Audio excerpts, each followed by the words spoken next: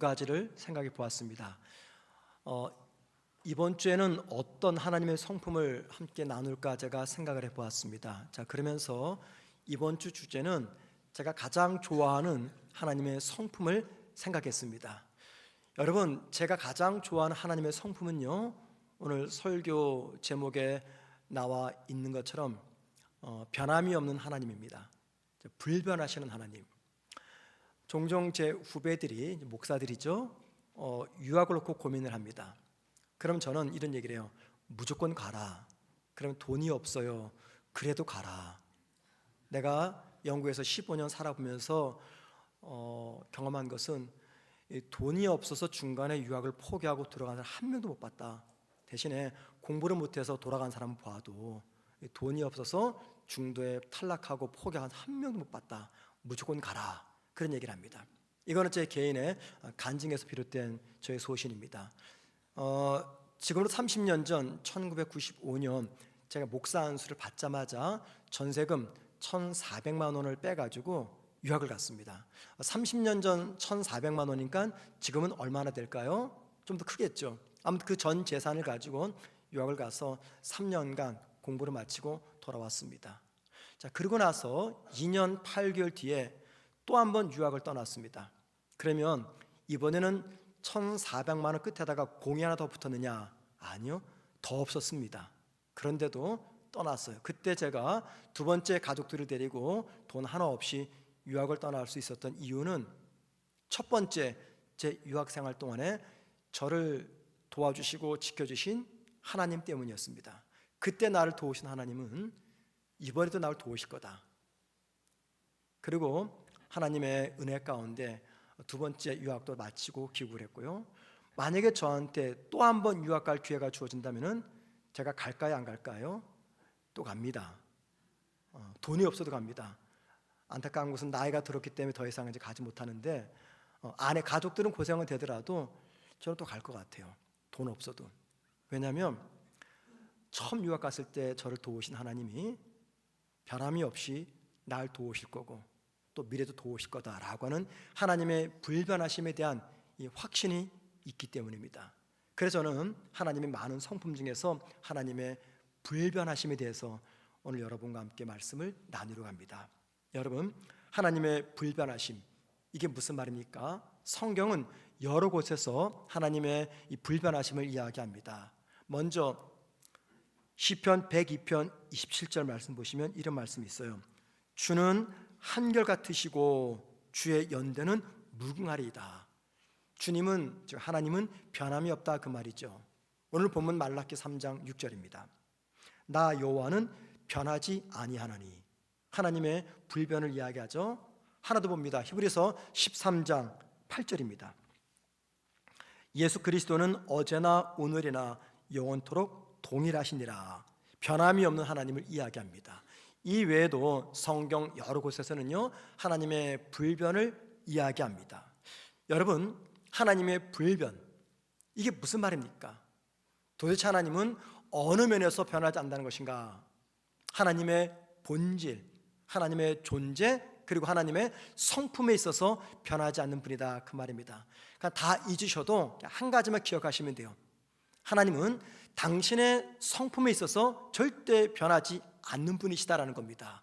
우리는 사람의 기질마다 수시로 변합니다. 이 손바닥 뒤집듯이 조변 석회처럼 우리는 수없이 마음과 감정이 변하는 것을 경험합니다. 그런데 하나님은 불변하시대요.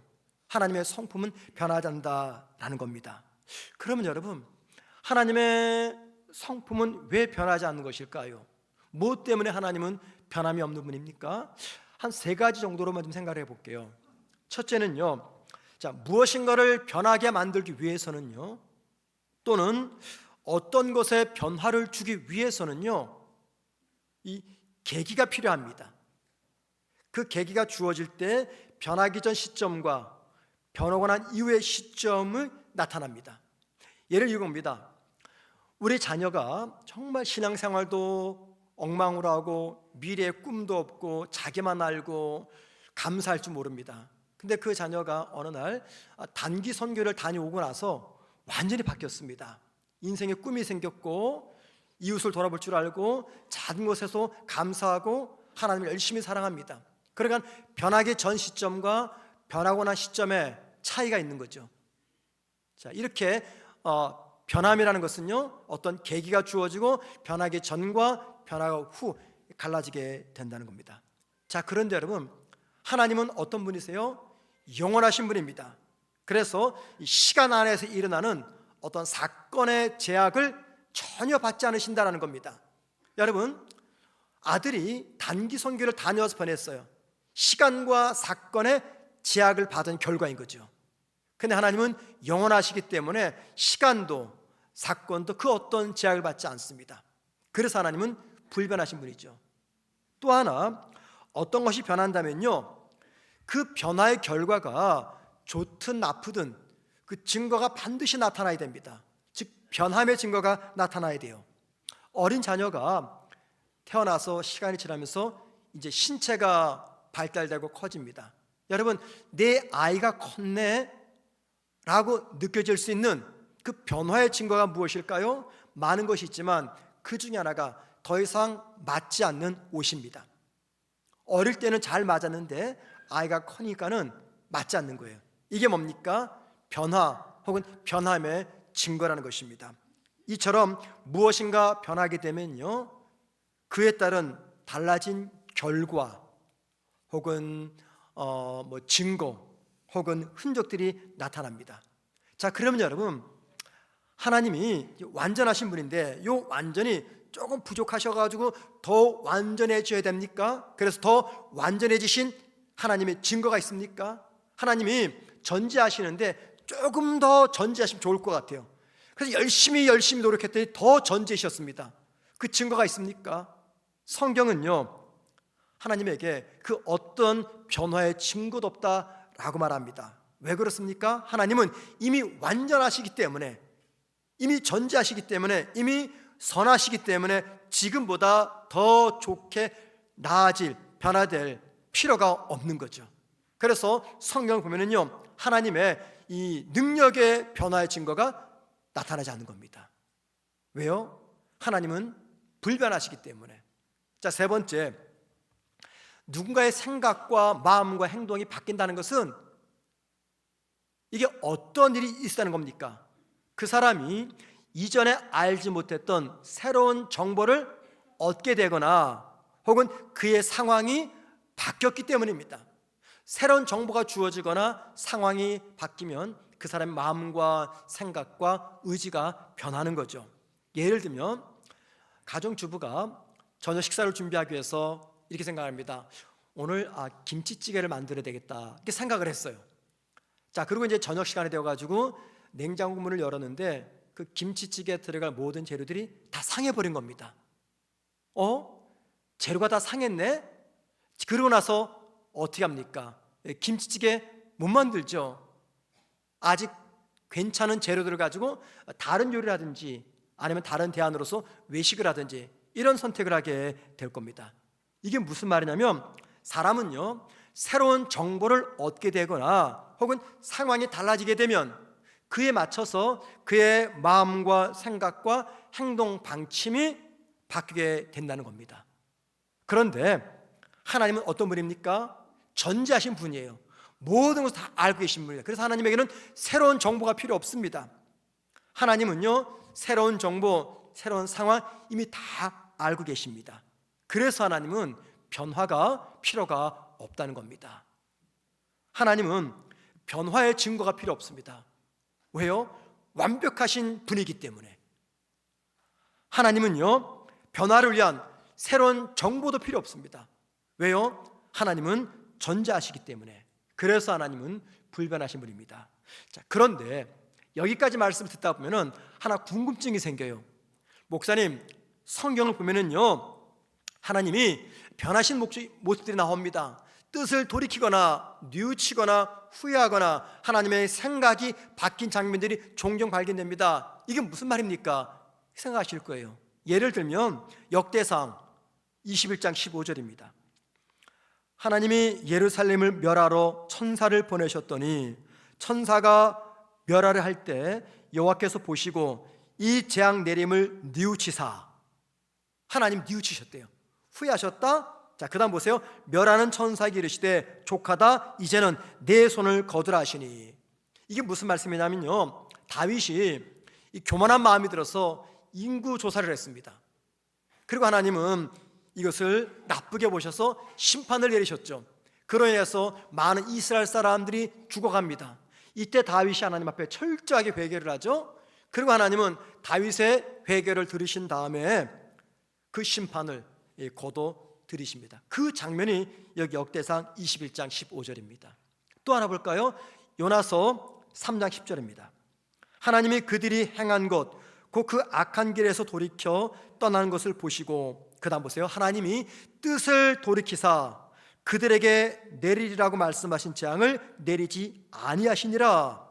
무슨 말입니까? 니느웨 사람들이 회개한 것을 보고 하나님께서 내리시려고 했던 그 재앙을 거두셨다라는 이야기입니다. 여러분, 이 두 이야기가 뭘 보여줍니까? 변함이 없는 하나님이 후회하시면서 뜻을 돌이켰네, 이런 생각을 하게 합니다. 여러분, 왜 불변하신 하나님이 뜻을 돌이키고 후회하시고 변하시는 것입니까? 여기 하나님이 불변하시다, 이 말, 제가 설교 초반에 말씀드렸죠. 뭐가 불변하다는 거예요?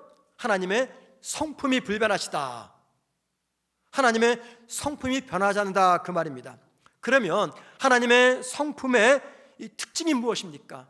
하나님의 많은 성품이 있어요. 그 많은 성품 중에서 하나님의 대표적인 성품의 특징이 무엇입니까? 그것은 공의와 정의입니다. 죄송합니다. 공의와 사랑입니다. 혹은 정의와 사랑. 자, 예레미야 18장 7절과 10절 말씀 좀 길지만 잘 들어보세요.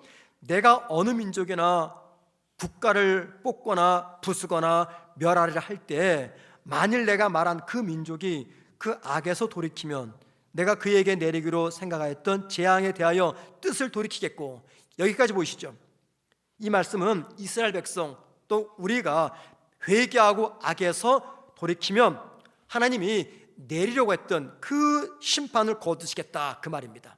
자, 그 다음 계속 보십시오. 내가 어느 민족이나 국가를 건설하거나 힘을 할 때 만일 그들이 나 보기에 악한 것을 행하여 내 목소리를 청종하지 아니하면 내가 그에게 유익하게 하리라고 한 복에 대하여 뜻을 돌이키리라. 무슨 말입니까? 만약 그들이 하나님께 등을 돌리고 악한 길로 갈 때에는 하나님께서 뜻을 돌이켜서 이전에 약속하신 이 복을 거두겠다라는 말입니다. 여러분, 이 말씀이 뭐냐면 하나님의 성품의 본질이 무엇이냐 보여줍니다. 그것은 공의와 사랑입니다. 이 말씀은요, 하나님께서 온 인류를 향해 하나님 갖고 계신 약속입니다. 하나님은 우리 인류와 이런 약속을 맺으셨어요. 창세기 때부터. 그리고 그 약속의 근거에서 우리를 대하시겠다, 그 말입니다.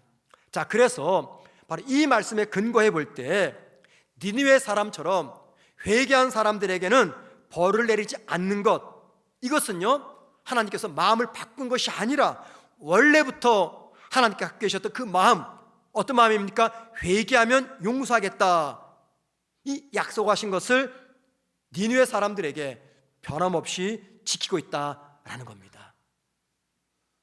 하나님이 이 본래의 언약에 충실하신 이 모습이 인간의 눈에는 어떻게 보입니까?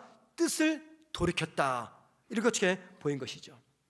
자, 결국 하나님이 어떤 행위에 대해서 후회하시거나 또는 뜻을 돌이키거나 혹은 계획했던 일을 처리하는 것은요, 내가 잘못했구나, 내가 실수했네, 미안해, 내가 오해했어, 내가 착각했어, 자신의 잘못과 실수를 인정해서가 아닙니다. 인간이 당하는 이 고통에 대해서 깊은 연민을 갖고 인간을 그 고통에서 구하시고자 하는 하나님의 사랑과 하나님의 인간과 맺은 이 언약에 근거한 하나님의 사랑의 표현이다라는 겁니다. 이게 하나님의 불변하심입니다. 자, 지금까지 우리는 간단하게나마 하나님의 불변하심에 대해서 생각해 보았습니다. 자, 다음으로는요, 우리가 한 가지 더 중요한 걸 봅니다. 그것은 하나님의 불변하심이 우리에게 주는 유익이 뭐냐라는 겁니다. 도대체 우리가 불변하신 하나님 믿으면 어떤 은혜 누리는가? 한 네 가지로 간단하게 생각할 수 있어요. 첫 번째, 하나님의 불변은요, 우리 모두가 언제든지 회개하고 돌이킬 수 있는 길을 열어줍니다. 언제든지 회개하고 길을 돌이킬 수 있는 길을 열어줘요. 우리는요, 죄를 지으면 나도 모르게 이런 생각이 들죠. 이런 나를 하나님께서 받아주실까? 지금 내가 하나님 앞에서 큰 악을 범했는데 내 죄가 너무 큰데 하나님이 혹시 나를 외면하는 것은 아닌가? 이런 불안한 마음을 품을 때가 종종 있습니다. 그런데 여러분, 오늘 말씀을 통해서 우리가 꼭 중요한 것을 기억하셔야 돼요. 하나님의 불변하심은요, 제일 먼저 죄인을 향한 하나님의 용서와 사랑이 그 어떤 경우에도 흔들리지 않겠다라는 의미입니다. 어떤 경우에도. 그래서 우리가 이 진리를 붙잡게 되면요, 모두가 비난하고 정죄하고 돌을 던지는 심각한 죄를 지어도 절망하거나 도망가지 않고 담대하게 회개할 수 있습니다. 그리고 회개 뒤에는 하나님의 사랑과 은혜가 우리를 기다리고 있어요. 그런데 그 사랑과 은혜가 어떤 사랑입니까? 변함없는 사랑, 변함없는 은혜가 우리를 기다리고 있습니다. 두 번째, 하나님의 불변하심은요, 이 변화가 많은 이 세상에서 살아가는 저와 여러분에게 중요한 삶의 중심축을 제공해 줍니다. 삶의 중심축, 이게 뭡니까? 다른 말로 기준입니다. 기준. 이 변화무쌍한 이 세상에서 우리에게 삶의 기준을 제공해 줘요. 여러분, 저와 여러분이 하나님의 불변하심을 믿는다는 것은요, 끊임없이 변화하는 이 세상 속에서 흔들리지 않는 기준을 가지고 살아간다, 그 말입니다. 저와 여러분은요, 기준을 가지고 살아간 사람들이에요. 그래서 이 불변하는 하나님을 믿는 성도들은요, 빠른 속도로 변하는 사회 분위기, 문화, 가치관, 세계관 속에서도 변함없는 하나님을 붙잡고 살아가기 때문에 쉽게 흔들리지 않습니다. 쉽게 흔들리지 않아요. 예를 들면 세상 사람들은요, 눈앞에 보이는 조그만 유익 앞에서도, 이권 앞에서도, 혹은 사사로운 감정 앞에서도 쉽게 사랑도 버리고 정의도 버리고 신념도 버립니다. 이게 우리 인간이에요. 내 앞에 놓이는 약간의 유익을 위해서면, 금전적 이익을 위해서라면 내 감정도 양심도 내 신념도 다 버리죠. 하지만 우리는 어떻습니까? 이게 어려워요. 힘이 듭니다. 왜 그래요? 우리 안에 뭐가 있어요? 삶의 기준이 있기 때문에, 중심이 있기 때문에. 그 중심이 누굽니까? 변하지 않는 하나님입니다. 그래서 이 세상은 수없이 바뀌어도 그 속에서 변함없는 하나님을 믿는 성도와 저와 여러분은요, 하나님의 삶이, 하나님의 모습이 기준이 되기 때문에 일상에서 일관된 태도와 윤리를 지킬 수가 있는 겁니다. 살다 보면은요, 나의 상황 때문에 내 열심, 내 의지, 신념, 세계관 등이 변할 때가 종종 찾아옵니다. 그런데 그때조차도 불변하신 하나님이 내 삶의 중심이 되어주시면요, 흔들림 없이 안정적으로 성도의 삶을 살아갈 수가 있습니다.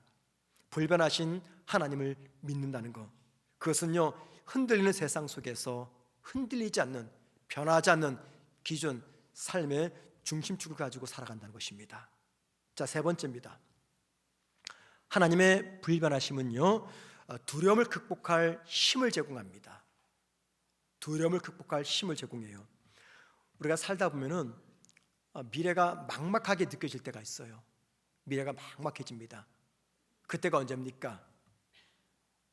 우리 가장들은 직장을 잃었을 때죠. 또는 내 몸에 심각한 질병이 찾아올 때입니다. 또는 내가 하는 일마다, 삶마다 실패할 때죠. 내 자녀가 원하는 것 되지 않아서 자녀의 앞날이 뿌옇게 보일 때입니다. 그때 정말 막막합니다. 여러분, 그 막막할 때 솔직히 다시 시작할 엄두가 나질 않아요.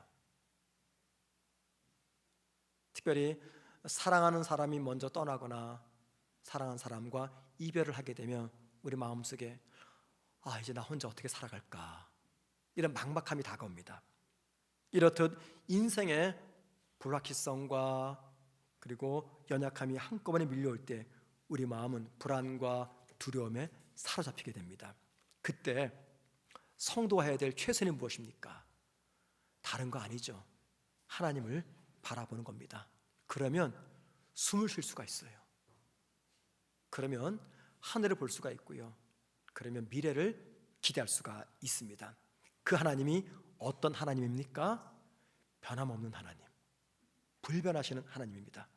우리가 실패를 경험해도 혹은 주변의 사람들이 변하고 상황이 바뀌어도 내가 믿는 하나님은요 절대 변하지 않습니다. 그리고 그 변함없는 하나님이 나의 힘이 되어주십니다. 자, 네 번째입니다. 하나님의 불변하심은요 우리에게 새롭게 시작할 용기와 소망을 제공해 줍니다. 이게 무슨 말입니까? 하나님은 변함이 없으시다 라는 사실을 붙드는 사람에게는요 실패나 슬픔이 끝이 아닙니다. 이건 또 다른 시작에 불과합니다. 왜 그럴까요? 저와 여러분이 전지전능하시고 불변하신 하나님을 생각하면요 용기가 생깁니다. 다시 시도할 힘이 생깁니다. 설령 또 넘어져도 또 쓰러져도 하나님이 함께 하신다라는 보증이 있기 때문에 포기하지 않고 끝까지 나아가게 됩니다. 그래서 하나님의 불변하심은 저와 여러분에게 새롭게 시작할 용기와 소망을 심어줍니다. 여러분 가운데 앞날을 생각하면은 미래가 보이지 않아가지고 마음이 답답한 분 계십니까? 미래가 두려운 분이 계십니까? 그런 분들이 계시다면 변함없는 하나님을 바라보십시오. 우리를 부르셨습니다. 지금도 나와 함께 동행하십니다. 그리고 내일을 맞이하는 우리에게 용기와 희망과 소망을 주실 거예요. 자, 여기까지 정리해 봅니다. 우리가 변함없으신 하나님을 바라보고 믿을 때 네 가지 유익이 주어집니다. 첫째, 언제든지 회개하고 돌아갈 수 있는 길을 제공해 줍니다. 언제든지 회개하고 돌아갈 수 있는 길. 두 번째, 변화무쌍한 세상에서 필요한 삶의 기준, 삶의 중심축을 제공해 줍니다. 세 번째, 두려움을 극복할 힘을 제공해 줍니다. 새로운 일을 시작할 수 있는 소망과 용기를 제공해 줍니다. 불변하신 하나님은요 이 세상이 아무리 요동쳐도 당신의 본질과 성품 그리고 우리를 향한 이 사랑에 있어서 전혀 변화가 없으신 분이에요. 전능과 전지 위에 세워진 하나님의 이 변함없는 마음을 깨달을 때 우리는 원치 않는 죄 앞에서도 회개할 용기를 얻게 될 것이고 미래가 불안해도 담대하게 앞으로 나아갈 수가 있습니다. 자, 그런데 여러분 우리에게 문제가 있어요. 문제. 성경은 변함없는 하나님을 증언하는데 우리의 삶을 돌아보면 어떻습니까? 고난을 만나면 우리는 종종 어떤 생각을 합니까? 정말 하나님이 변함없이 나를 사랑하시는가? 혹시 나를 사랑하는 하나님의 사랑의 온도가 식지 않았는가? 내 모습 때문에 하나님이 나를 좀 외면하신 것은 아닌가? 혹은 죄에 빠지거나 시험을 당할 때면 이 모든 상황이 하나님께서 만드신 것은 아닌가 하면서 하나님께 책임을 돌리거나 하나님을 원망하기도 합니다. 여러분, 왜 전지전능하시고 변함없는 하나님을 믿는데 이런 갈등이 생깁니까? 왜 불안과 근심과 염려와 두려움이 찾아오는 것입니까? 왜 그렇습니까? 성경 시편 119편 105절에 이런 말씀이 있어요. 주의 말씀은 내 발의 등이요 내 길의 비전이다. 이 구절은요 우리의 삶을 인도하시는 하나님의 말씀, 그 말씀이 등불과 빛과 같다라고 이야기합니다. 우리는 성경이 우리 성도의 삶에서 얼마나 중요한지 알아요. 그리고 이 말씀은 정말 성경은 성도의 삶에서 굉장히 중요하다는 것을 알려줍니다. 그래서 우리는 이 성경을 사랑하죠. 성경을 믿습니다. 그런데 여러분, 성경을 사랑하지만 성경을 읽고 묵상하고 공부하는 것, 이것이 실질적으로 우리에게 큰 도움이 안 될 때가 너무나 많습니다. 왜 그렇습니까? 이 성경에서 삶의 자양분을 얻지 못하기 때문이죠. 성도는 성경에서 삶의 자양분, 삶의 동기를 얻는 사람인데 어떤 때는요 이 삶의 자양분과 삶의 동기가 전혀 느껴지지 않습니다. 우리가 성경을 펴서 읽게 되면요 순간 당혹스럽습니다. 왜냐하면 이 성경은요 저와 여러분을 수천 년 전 고대 근동 세계로 우리 인도하기 때문입니다. 그래서 성경을 열면요 우리가 한 번도 본 적이 없는, 만난 적이 없는 아브라함이나 모세나 다윗이나 이삭이나 야곱이나 이런 사람들의 이야기가 쫙 펼쳐져 있습니다. 그리고 하나님께서 그들에게 어떻게 대하셨는지 이런 이야기만 기록되어 있습니다. 문제는 뭐냐면 우리는 이런 성경을 통해서 하나님이 그 당시 이 사람들에게 어떻게 행하셨는가 이건 알긴 알아요. 그런데 이런 내용이 흥미롭긴 해도 나로부터 멀리 떨어져 있는 것처럼 보이거나 나와는 아무런 상관이 없는 이야기처럼 들립니다. 자, 그래서 솔직히 성경을 보면서 이런 생각이 드는 거죠. 그래, 하나님이 그 당시에는 엄청난 일을 하셨어. 막 그냥 홍해강도 가르시고 만나와 메추리가도 보내시고 반석을 막 깨뜨려 불을 나게 하시고 죽은 자도 살리시고 엄청난 일을 하셨어. 그런데 그 일들이 지금 나에게는 어떤 영향을 주는 것이지? 나는 성경의 시대와 똑같은 시대에 살고 있지 않아. 그리고 성경 시대에 말씀하시고 행하신 그 하나님의 그 기적이 아브라함과 모세와 다윗 같은 사람에게는 나타날지 모르겠지만 21세기를 살아가는 나와는 아무런 관계가 없는 이야기야. 여러분, 왜 이런 생각을 하는 것입니까? 지금 성경의 세계와 내가 살아가는 이 시대를 우리가 어떻게 연결할지 모르기 때문입니다. 뭘 통해서 연결할지 모르기 때문이에요. 그래서 성경 내용 자체는 굉장히 감동적입니다. 은혜롭습니다. 장엄하까지 합니다. 그런데 성경에 읽은 내용들이 나에게 전혀 적용이 안 됩니다. 오히려 나는 그 이야기로부터 배제되었다는 느낌 받습니다. 아니, 하나님이 이 성경 인물들에게 막 기적도 보내셔가지고 고난도 이기게 하시고 질병도 고치셨는데 나는 뭐야? 해서 나는 그 이야기, 하나님의 일하심에서부터 나는 배제되었다 하는 생각을 갖게 만드는 것이 솔직히 우리가 사랑하는 성경 이야기입니다. 어쩌면 성경을 읽는 여러분 가운데 저희 이 말에 공감하신 분들이 계실 거예요. 여러분, 정말 우리가 성경을 사랑하죠. 근데 성경을 하나님 말씀으로 믿는데 고민이 있어요. 그 고민이 어떤 고민입니까? 어떻게 하면 성경에 기록된 하나님에 대한 체험에서 나는 멀리 떨어져 있다라고 하는 이 느낌을 극복할 수 있을까? 이게 고민이에요. 성경에는 얼마나 많은 기적이가 있습니까? 하나님의 변함없는 사랑 이야기, 전능한 이야기. 그런데 고민은 뭐예요? 그런 기적 이야기에서 나는 멀리 떨어져 있다 이 느낌이 드는데 이 느낌을 어떻게 하면 극복할 수 있을까? 이게 우리의 고백입니다. 자, 여러분 잘 들어보세요. 성경 시대에 살았던 인물들이 있습니다. 그리고 우리가 있습니다. 이들과 우리 사이에 중요한 연결고리가 있어요. 그게 바로 하나님입니다. 여러분에게 한번 물어보겠습니다. 자, 여러분, 성경에 기록된 인물들과 관계를 맺은 하나님, 그 하나님이 나와는 관계를 맺지 않고 있습니까? 성경에 기록된 그 인물들, 그들이 믿었던 하나님은 오늘 내가 믿는 하나님이 아닙니까? 다른 하나님입니까? 아니죠. 성경에 기록된 인물들과 관계 맺은 하나님은요, 오늘도 나와 관계를 맺고 있는 동일하신 하나님입니다. 그들이 믿었던 하나님과 오늘 내가 믿는 하나님은요, 같은 하나님입니다. 여러분, 이게 무슨 뜻인지 아세요? 성경에 기록된 사람들이 살던 시대, 그때 일했던 하나님은요, 우리 시대에도 조금 더 변함이 없다는 겁니다. 성경 시대의 사람들과 우리 사이에 메울 수 없는 간격들이 있어요. 첫 번째, 시간의 간격이죠. 수천 년 전, 2000년, 3000년, 4000년 간격이 있습니다. 문화의 간격이 있습니다. 세기간의 간격이 있고요, 인종의 간격이 있습니다. 그런데 그 많은 간격들을 극복해서 연결한 연결고리, 그 연결고리가 바로 하나님입니다. 왜요? 하나님은 성경 시대나 우리 시대나 변함이 없는 동일하신 하나님이기 때문입니다. 성경은 하나님이 변함이 없는 사랑으로 우리를 사랑하고 돌보신다라는 것을 강조해요.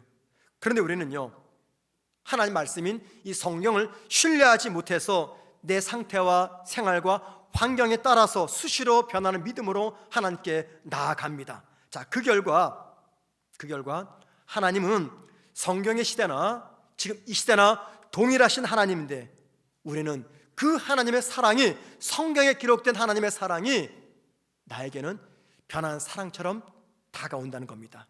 아니, 더 나아가 하나님 나와는 별 관계를 맺지 않는 낯선 이처럼 느껴집니다. 왜 그럴까요? 하나님이 변했기 때문에 그렇습니까? 아닙니다. 하나님은 그대로인데 내가 변했기 때문이에요. 무슨 이유인지 모르겠지만 내가 변했기 때문입니다. 여러분, 사람들의 사랑의 특징이 무엇입니까? 변하는 거죠. 상황에 따라, 감정에 따라 변합니다. 그런 변하는 감정을 가지고 내가 하나님을 바라보니까는 하나님은 동일한데 하나님께서 나를 버리신 것처럼 느껴지는 겁니다. 하나님은 사람과 다릅니다. 하나님은 변화가 없습니다. 여러분, 여러분에게 이 머리카락이 있죠. 모두 몇 개나 되는지 아십니까? 여러분의 머리카락이 혹시 한번 세어보신 분 계세요? 뭐 정신 나간 분이죠, 그거 세는 것은요. 근데 참 신기하죠. 이 머리카락이 내 거잖아요. 내 건데 왜 나는 모르죠? 내 지갑에 돈이 얼마 있는지 정확히 알고 통장 잔고가 얼마 정확히 아는데 내 머리카락이 몇 개인지 잘 몰라요. 보통 보니까요, 사람의 머리카락은 적게는 8만 개, 많게는 12만 개가 있대요. 그러니까 좀 약간 머리가 약간 시원하신 분은요 한 8만 개 정도, 그러지 않은 분 한 12만 개, 그러니까 중간 딱 자르자면 10만 개가 평균 우리의 머리카락 숫자입니다. 그런데 여러분, 그 머리카락이 하루에 몇 개나 빠집니까? 몰라요. 아니, 내 건데도 몰라요. 아침에 샤워하실 때, 머리 감으실 때 많이 빠졌죠? 몇 개나 빠졌습니까? 몰라요. 내 건데. 남의 것이라면 내가 관심이 없으니까 괜찮은데, 아니, 내 건데도 내가 몰라요. 그런데 여러분, 그거 아십니까? 성경에서 하나님이 우리를 향한 당신의 변함없는 사랑을 설명하실 때 주로 이 머리카락을 가지고 설명하셨어요. 예를 들면 바울이 죄수의 몸으로써 예루살렘에서 배에 실려서 로마까지 갑니다. 로마 황제 앞에 재판받기 위해서. 그런데 중간에 이 배가 풍랑을 만났죠. 풍랑을 만나니까 배에 타고 있는 사람 다 공패에 놓여 있었습니다. 그때 바울이 그들을 위로하기 위해서 이런 말씀을 했어요. 사도행전 28장 34절입니다. 바울의 말입니다. 들어보세요. 음식을 먹이라 권하노니 이것이 너희의 구원을 위하는 것이요. 그 다음 보세요. 너희 중 머리카락 하나라도 잃을 자가 없느니라. 머리카락 하나라도 잃을 자가 없다. 이 말은요, 바울 당시 하나님이 그의 백성들을 철저하게 보호해 주신다는 표현입니다. 이 관용적 표현이에요. 관용적 표현. 하나님께서 머리카락 하나까지도 지켜주겠다, 그 말입니다. 예를 들면 이스라엘의 초대 왕이었던 사울이 블레셋과 전쟁을 치릅니다. 근데 전쟁을 치르기 전에 사울이 백성들에게 공포를 해요. 누구든지 음식을 먹지 말라. 먹는 자는 반드시 죽이겠다.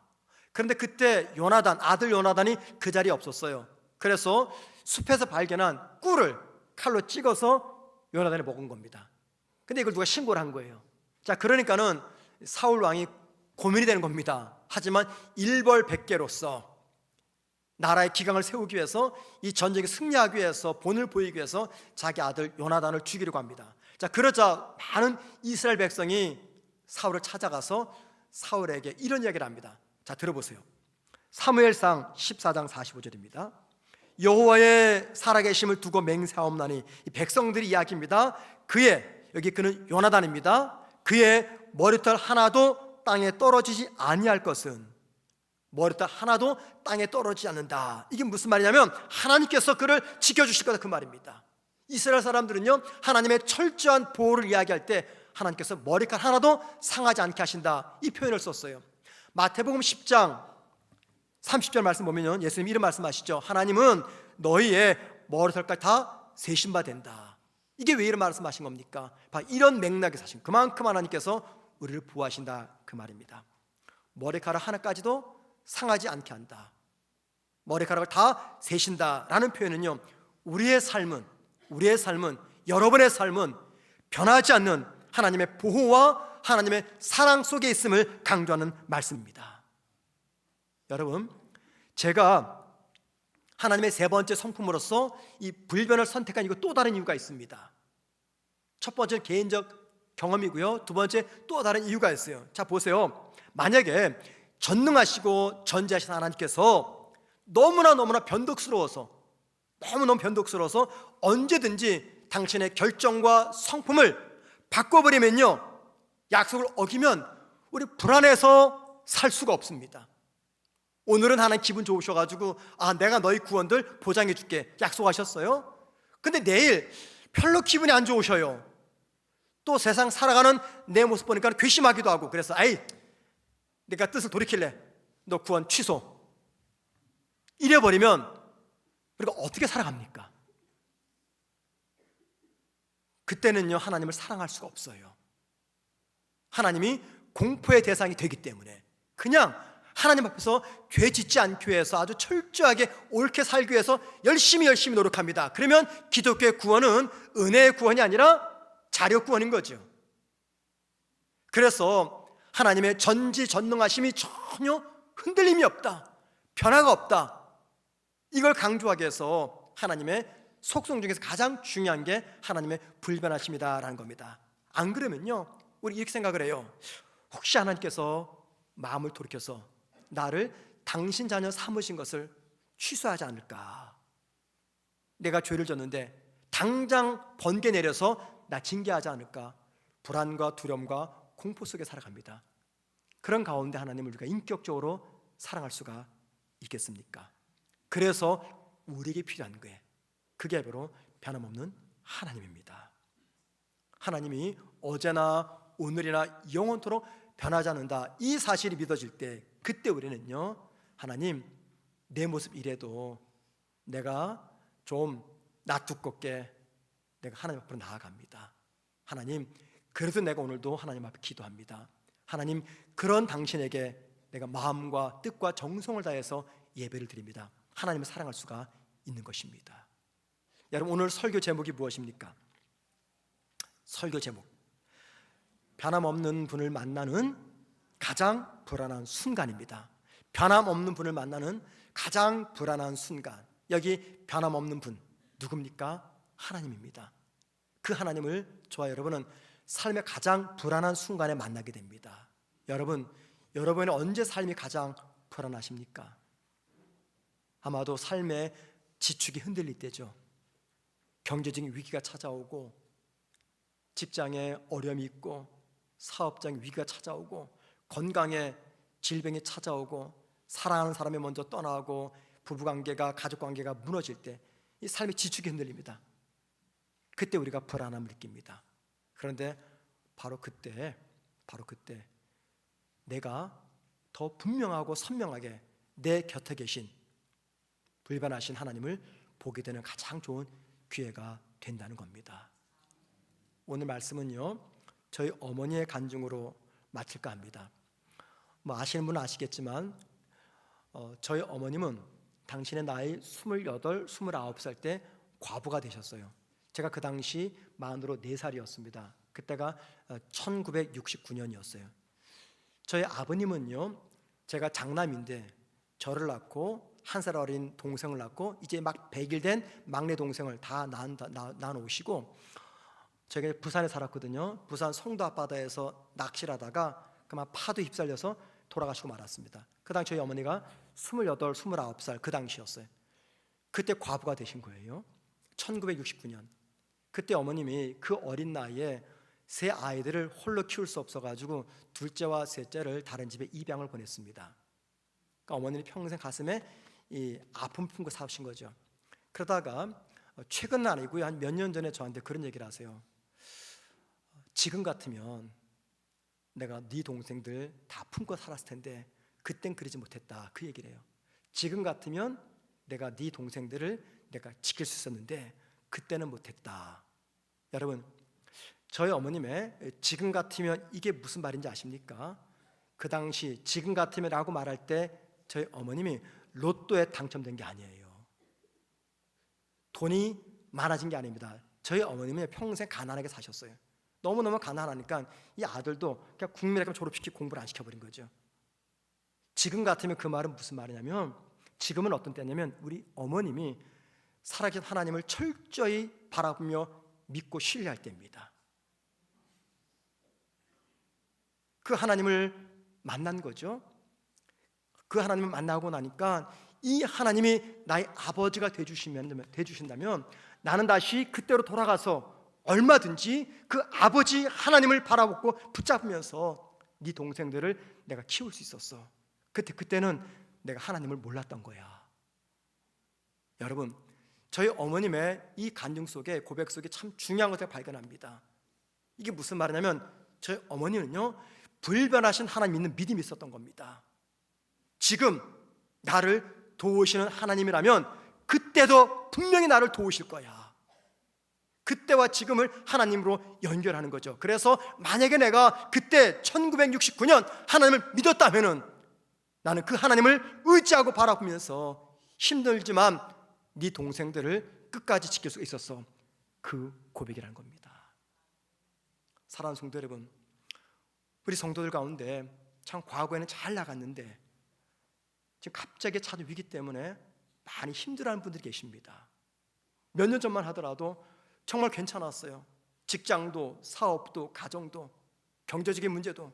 그런데 어느 순간 힘든 위기가 찾아오면서 삶이 많이 힘들어집니다. 자, 그러는 가운데 우리 성도들이 굉장히 의기소침해지셔요. 하나님의 그 신실한 사랑을 의심합니다.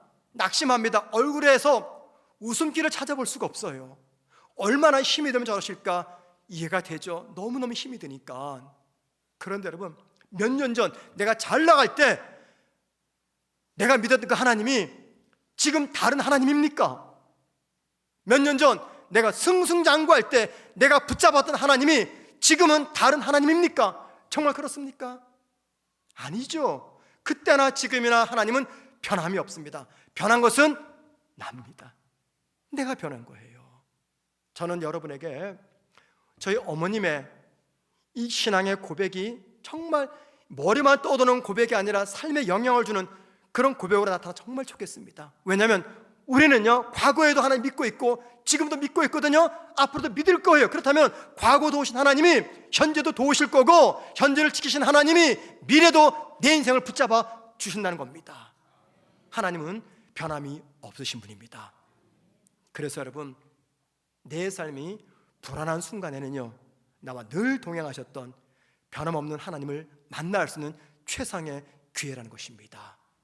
그 하나님을 만나는 우리 모두가 되기를 주의 이름으로 축원을 드립니다. 오늘 말씀